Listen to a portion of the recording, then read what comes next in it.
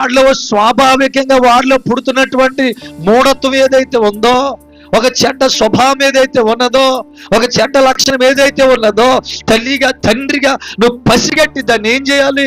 అందులోంచి వాడు బయటకు వచ్చేటట్టుగా వాడిని క్రమశిక్షణలో పెట్టాలి. ప్రేమించొద్దని నేను అనట్లా, ముద్దు పెట్టుకోవద్దని నేను అనట్లా, వారికి అన్ని కొని పెట్టొద్దని నేను అనట్లా.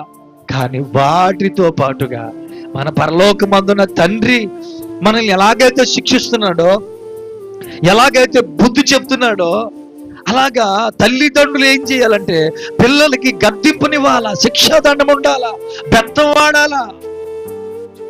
స్కూల్కి వెళ్ళకపోతే కొట్టాలా, ప్రార్థనకి రాకపోతే కొట్టాలా, చెప్పిన పని చేయకపోతే కొట్టాలా.